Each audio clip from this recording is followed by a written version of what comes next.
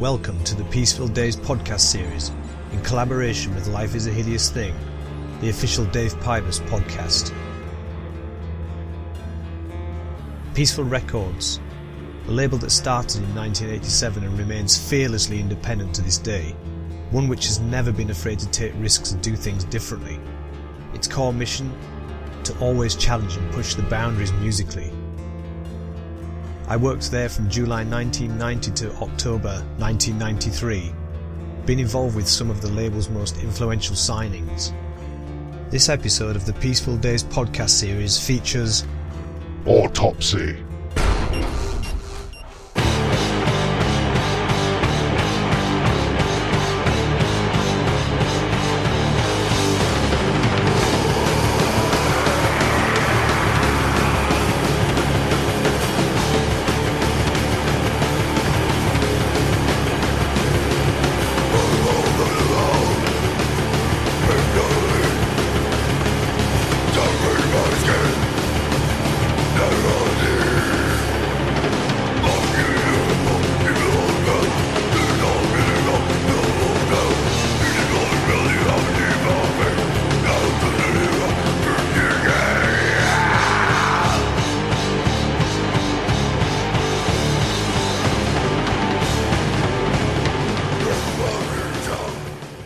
I'd like to welcome Chris Reifert to the Peaceville Days podcast series, episode 2. How you been?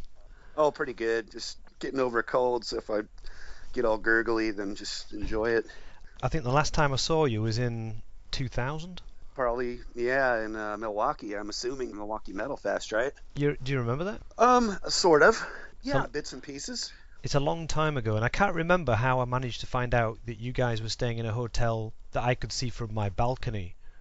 Yeah, that was pretty crazy. I think that was the one where like 3 of our guitars got broken through the airlines. It's like pre-mobile phone and internet, so I think someone told me that you guys were staying in a hotel, and I just went over there like randomly and asked at the desk for you and Danny. And Yeah, no, that was cool. It was a good surprise. And before that, I hadn't seen you since probably since we did that little promo tour in Europe in 92 or something like that. Was that with Darren from Anathema? It was, yeah. 3 of us trekking around Europe for 2 weeks or so, or whatever it was. I was working with My Dying Bride 25 years ago, and I think you even predated that. Just after your first album, Severed Survival, had come out, and that was my introduction to Autopsy as a band. Was I got down the office, and already you guys were in trouble with the first cover. Yeah. You remember that? Yeah, very, very clearly. And it was Kent Matthews' cover, which, is that right? Is it Kent Matthews that did the first? It was, and it's pretty tame by today's standards. Yeah, and this is the thing, is me and Hammy couldn't really understand why the distributors were like having a problem with it. And I don't know, it was kind of like on the back of Hellraiser, with the guys with the hooks all pulling Oh in yeah, apart. it was a total Hellraiser ripoff, you know? Yeah, I mean, yeah, and definitely. I think some people were sort of like imagining that too much. It's like, where's this going? Like ripping people apart. For me, that was the introduction to the band. And I was like having to push that band cover around, and it was difficult. Oh, it got worse later.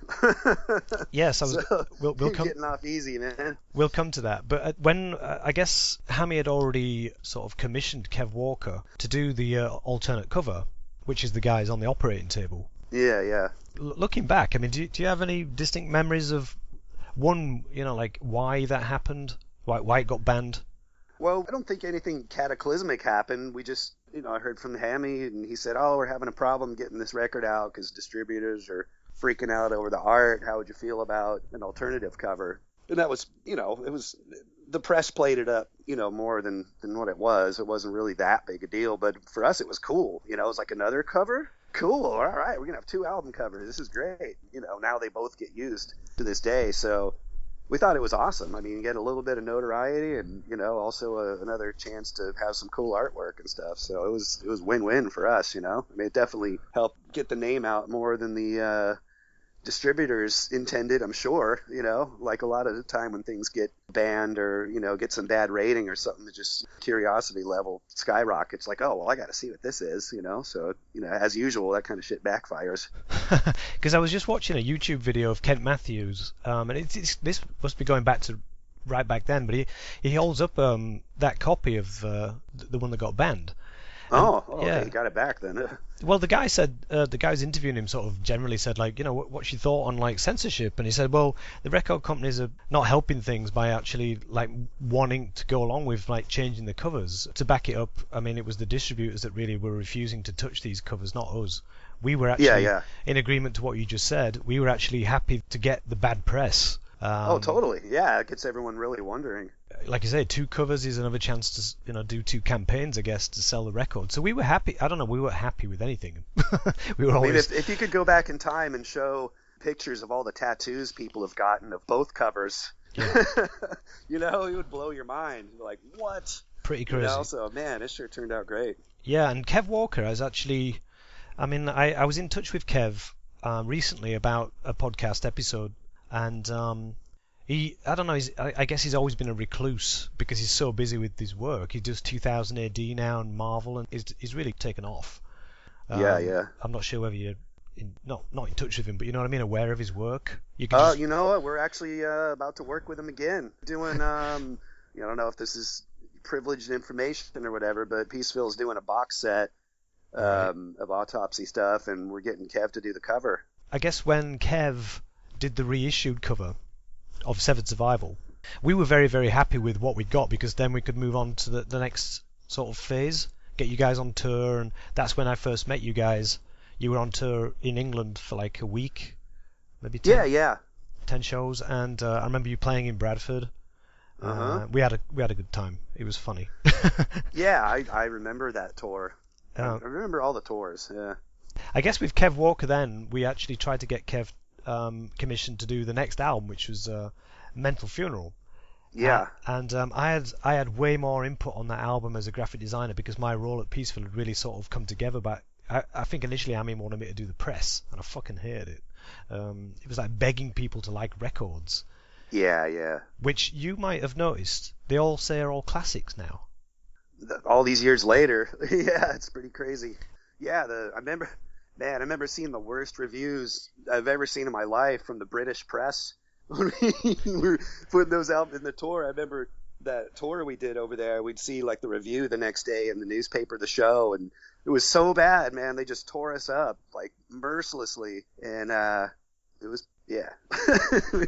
definitely not feeling super welcome, and it's kind of crazy how things go. I remember the German press was pretty brutal to us too, just like thinking we were horrible human beings because of our lyrics and stuff like that. Nothing to do with the fans, at any of those shows, because they were cool, but the press, man, they couldn't wait to hate us, man. It was nuts. It's just how it goes. It was difficult for us back then to try and market some of this stuff, It was like we were just kind of sort of experimenting with a lot of it, and trying to come up with not gimmicks, that's kind of the wrong word, but like selling points, and like when you guys got the band cover, that was great. But the Mental Funeral was a big push for us, like as like a big, I don't know, we were more together, we were more ready for that, and it didn't get banned. We were like, oh. yeah, right. It was like, damn. Kev did a great job of that, and that was one of my first jobs that I put together for you guys. I was going to ask you, who did the cover for Retribution for the Dead? That was Rob Moore, one of the guitar players from Hideous at the time. We would hang out with him all the time. With all those guys, we used to always hang out together, and he had recently got into airbrush painting, and his house, he had like airbrush paintings everywhere that he'd done, and he did some really cool stuff. We just said, hey man, want to do a cover for us for this thing? He said, yeah, and that was it. Did you ever see the original? Oh yeah, of course, yeah, because we used to hang out together all the time back then, like us and Sadis were like super tight, we hang out all the time just for fun. Because I remember in the office we got it delivered through the mail. Oh yeah, this is back when you had to actually like mail the paintings themselves. Yeah, and it was huge. It was actually like, I don't know, it was like 6 foot by 6 foot. Yeah, probably. Man, I've seen a tattoo someone got where that painting is like the whole half of their upper torso. It's fucking bonkers. Yeah, I'm like, really? That's not going to come off, right? But you can imagine me trying to get that thing into my car, trying to get it over to the printers to get photographed, and then it come back as like a 2-inch slide. And we could actually manipulate it then. But it was crazy having these like huge covers sitting around in the office. And I think Dark Throne's first album cover was the same, Soulside Journey. Yeah, that was a good cover too. I like that one. One of my angles actually working with you guys, and it was the first time I could do that as the graphic designer. I started fiddling around with some of the sort of variations on the records to make them more collectible in the future. And I didn't ever think it'd ever mean anything. But right here I've got 2 copies of the CD version of Retribution for the Dead with different coloured labels. One's green and one's blue. Oh. Yeah. I don't think I have the green one. Yeah, so it must be ultra rare. And I think what I was doing was the first pressing had come out, and it had obviously sell out straight away because it was the first one. And I'd call up the printers and change the colour of the label, and then it had come like a month later when the repress came, and it was like, holy shit, that's like really collectible now. The first, I guess I can't tell which is the first one, but I was kind of like thinking for the future. Like, this could be cool if I could change the colours of everything. Wasn't there like a red vinyl of Fiend for Blood or something like that? Or... I'm having a look. I can't remember. I definitely don't have the green label Retribution for the Dead. So where's my copy? Well, I don't know. I'm now looking in the vinyl. It's black. Oh. It's black. Oh, okay. But Mental Funeral was red. It says, is it red or green? Oh, it's green. It's like slimy. Yeah, there was a green one. Slimy green. And yeah, I've got that one still. I think I probably have every version of everything, most likely. Somewhere. And we were getting like version because we signed a deal with some company in Brazil or something, and they were sending like different versions as well. So we were like, oh, cool. We're getting like 40. Wasn't that Cogumelo or something? Yeah, something like that. But I wanted to chat to you as well about your logo. Because while I was working with you guys over maybe 5-6 releases, your logo changed like 3 times. Yeah, we've got a whole bunch of logos. Yeah, and the one on, I guess, Severed Survival and Mental Funerals, the one that you would refer to as the classic one. Yeah, that's the one we've come back to the most. Yeah. It's funny because, like, who did that album cover that was really nice? Let me just check out his name. It's one of your recent ones. Wes Benscotter? Oh, yeah, he's great. I didn't even know you guys had like reformed, and I was on tour, and we were doing a show with Volbeat. You know them? I'm not familiar with them, no. Well, they're kind of blown up, and the singer was wearing an Autopsy shirt with this really, nice. Yeah, the really fucking nice artwork, and I was like, dude, I used to work with them. Where's Kent Matthew from? I believe he's living in Florida now. He was in Berkeley, which was cool because at that time we would just drive over to his house and hang out and watch him paint. And he'd show us stuff like progressions with the covers, and we'd just hang out and talk and hang around and stuff, and that was cool. And then he ended up moving to LA, and we started to lose contact a bit, and then he moved to Florida, and we really lost contact, and then we actually got back in touch a few years ago, and he did the Born Undead DVD cover for us. He's done some classic stuff like Exorder and Exodus. I think he'd done Possessed even. I was really impressed with the... Yeah, he did that. Yeah, Forbidden. He did the Lobotomized album cover recently, too, which was really cool. Yeah, he's still going at it. I don't know how often he does covers these days. I mean, we haven't been in touch all that much, but he's still doing it, and he's still got it. He's still going. I remember when Mental Funeral came out, I was, like I say, it was one of the first covers I actually did the whole thing for. And looking back at it now, the back is a complete mess. It's like different fonts, and like I think you might have done some of the lettering yourself. Do you remember doing that? Like the actual... Yeah, I did like the lyric sheet on the inside, and I think I did like the little poem on the back. Because I used to love that, and that became more used further down the line with Acts of the Unspeakable. Acts of the Unspeakable was like, again, an album that we really wanted to push because we got Caroline Records distributing us in America. The label manager was Lyle Preslar from Minor Threat. Yeah, I do remember that. Yeah, and I'd been working with him for like a year before I realised. I was like, Lyle, Caroline, are you Lyle Preslar? And he went, yeah. Yeah, it's pretty. Yeah, he didn't go around, touting his no, I didn't mention it or anything like that. Just right down to business. They want to hear that you live in the sewer and you're like feeding on rat carcasses and things like that. Well, Chris. So that's actually what I do. Chris Reifert obviously does that. Well, definitely. I mean, what do you think? I mean, obviously, Fiend for Blood was, I think, your first release on Caroline, and that was kind of like a straightforward cover. We had no problems with that. Really? No, John Chandler just sent us the artwork and we just put it together and it was... Oh, no, you're talking about Fiend for Blood now. Fiend for Blood, sorry, yeah. I was say Acts of the Unspeakable, there was definitely problems with that one. No, that's what I'm saying, is that Fiend for Blood was pretty straightforward to deal with Caroline.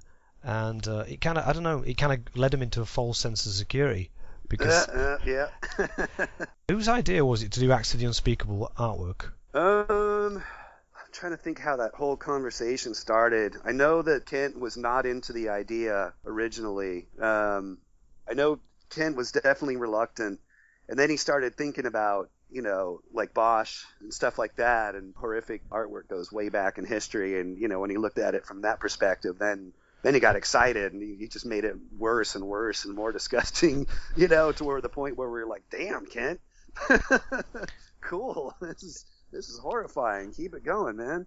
Once he got in the mood, then we couldn't stop him, and he outdid us for some ideas, some really gruesome stuff in there. When it first came, we were obviously like, wow, this is actually very nice. It was very well put together, and we loved it.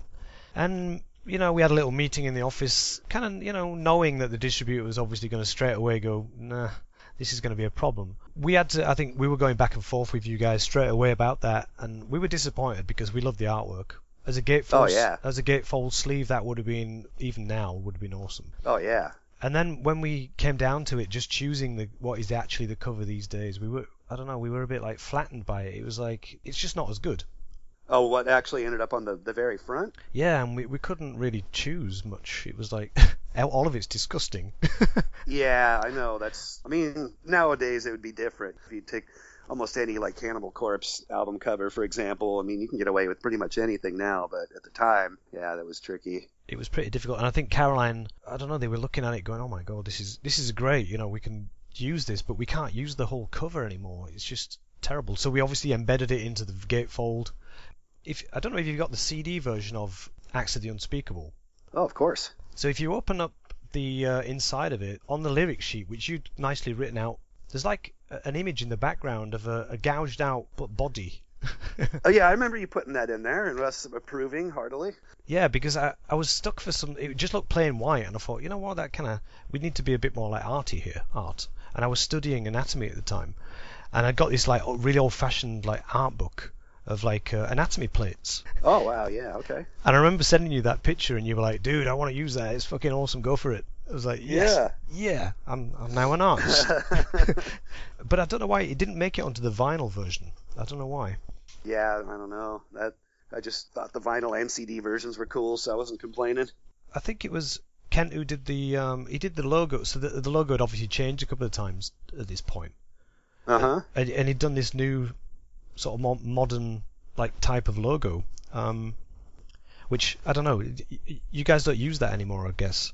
Not so much. It could be used again someday. We made like some bumper stickers out of it. It didn't get used all that much, but that's how it is. We have some logos that we used, maybe once, and then like the quote unquote classic one we've used a bunch of times. And it's good to have a whole bunch in the back pocket for, whatever occasion comes up. I guess what you and Danny are still playing together? Yeah, and Eric too. Yeah. And Eric. Because I don't know whether Eric left for a while. I can't remember. It's been so long. But oh, we just broke up flat out, after the U.S. tour in '93, and we still did another album, which caused even more problems. But yeah, no, we broke up for about 15 years, and then we got back together again, and we're still slugging away. I wasn't involved with Shit Fun. Yeah, that was an interesting period of the band. Do explain. Well, it was weird in a couple of ways. Number one, we had basically broken up, but we figured, we had a bunch of new songs already written, and we didn't want to waste them, and, it was worth recording, and so we, wrote some more stuff, and like I said, we basically broken up, but we figured we'd do another album and play a farewell show locally and kind of go out with our heads and middle fingers held high, and so that's what we did. But just knowing that we broke up, and we were just kind of in a funk, and I don't know really how to explain it, but we didn't give a shit, so that was, I don't know, I don't want to say that cover was a statement, but if we were in a different frame of mind, we probably would have done something else. But another thing was about it was sort of pushing the gross factor, because we got so much fuss over Actually Unspeakable, and that was a result of getting fuss from things before that. We're like, oh, you thought that was bad, what about this? And then with Shit Fun, it was like, oh, you thought Axe was bad, what about this? if we didn't piss you off yet, we're definitely going to do it now. So, it was sort of the whole escalation of the gross factor. And we didn't care. We were breaking up, and fuck it, man. The world can suck our dick as far as we're concerned. So, and then the other thing was Peaceville had been sold to Music for Nations, and that was an ultimate supreme disaster. They wanted nothing to do with that album, Music for Nations. It came to a time where they wouldn't even talk to us. I'd try and call, and they wouldn't even print the song titles on the back of the album. They picked out like 4 of the tamest ones they could find, and it said "and many more." Like what the hell, and they wouldn't print the lyrics inside. It was just like the lamest packaging ever. It was just bad, and it barely even got released. They just were really eager to sweep it under the rug. So I mean, it hardly even came out, but it's such a badass album, man. I mean, like the songs and all that, and even the production, it's just so filthy, I mean, I just, if I listen to it, I feel I need to like take my brain out of my skull and scrub it with steel wool before I put it back. So just weird transitions within the band and the label, and it was just a strange period. But I'm super proud of that album, and I'm glad we did it. Like I say, I wasn't working at the label anymore when that came out. When I saw that cover, I just thought, fucking hell, they really have gone and done it. Yeah, you're correct. Yeah, they've finally done it. But man, I love it. I'm glad we did it. And just the fact that we already split up, but we still resolved to hang out with each other and record a whole new album and do a show. I mean, that to me speaks volumes about how die-hard we were about the band, and still are, of course. I know you've never not stopped playing. Never taken a break in my life for even 30 seconds. It's like, how many bands have you been in now? I mean, a couple of serious ones, and then other kind of offshoots here and there, I mean, it all depends on how you categorize. Keeping busy, got Autopsy now, and then I've got another band I play guitar in and do vocals called Violation Wound, and that's like just straight up old style punk and hardcore. You must have been over here with Autopsy as you are now, like the newer version. You been over to England? Yeah, we played Bolt Fest with Bolt Thrower and Benediction and Discharge and Valenfire, and that was a hell of a show. Yeah, I mean, a lot of familiar faces and all that, because we hadn't been there in so long, and it's kind of like a little reunion and stuff, and then plus getting to play with all those bands again, maybe like Bolt Thrower and, Benediction. We played with them way back, and, old friends, and I mean, shit, playing with Discharge too? Come on, man. I know. How fucking cool is that, I started out doing the marketing for Peaceville, and I think some people refer to the 3 bands that are big on Peaceville now with Paradise Lost, My Dying Bride, and Anathema. But when I was there, it was Paradise Lost, Autopsy, and Dark Throne. Right. And obviously history's changed that now. It's like marketed in a different way, and it's weird for me because like I was obviously involved with helping create all this stuff. Do you know what I mean? It was like. I could tell you guys were already branching away from that even when we were coming up with the idea in '92. You guys were already like separating yourself. You weren't into that. We were more into offending people. Yeah, and just, I don't know, be more puristic just being offensive, basically. Yeah, I mean, just to get down to the primal base of it, yeah. But things have changed now. I mean, like you say, I guess shops don't stock every record that ever comes out, so they don't really worry about the cover now. It's just, I don't know, it's the same stuff you like and stuff you don't like, and that's pretty much it. I mean, as far as I'm concerned, I don't worry about, I mean, as long as our music's getting out there, then it's up to people to decide whether they want to listen or not. With that sort of angle, is like, this is the most puristic kind of music you're going to hear because, it's coming from a different angle. And, I don't know, it was very difficult sometimes to make people understand that. Right, yeah. Well, there's no, hit singles in death metal or anything like that, so you got to approach it differently. We were Peaceville after all. We were like an underground label. Yeah, I know we weren't helping. Everything we did was wrong. We didn't go to Morris Sound or Sunlight. We didn't use Dan Seagrave for our covers, and, we didn't do anything that you were supposed to do, I guess. So sure, that didn't help anything either. And I think one of the things that stood out on that level was, even when you guys played live, you were playing the drums and people were surprised that you were singing as well, tackling people's like preconceptions of like, how to package stuff. Now, Chris is just going to sit there and vomit now. yeah, do what I do best. You still do all that vomiting malarkey? I don't remember ever vomiting on stage. I mean, maybe after or maybe before, but not during. Are you sure? No, reasonably sure. I remember you were eating something on purpose to vomit. Never like full on puke. I might have a few times like spit out some stuff or something like that, just for entertainment purposes. But that was pretty much it. Mostly we just played our songs. Yeah, and I guess now looking back, no regrets on how it was done. Not from me. Hell no. No, because like I say, that people are now calling these albums that we were working on classics, and I don't particularly see it like that. I mean, they are classics to me, but I don't remember that many people being involved. So when people like wearing the back patch on the jacket, I don't think you ever bought it at the time. It's hard to say. Yeah, I'm happy with how everything turned out, and can't really think of anything to complain about. Everything we do by feel.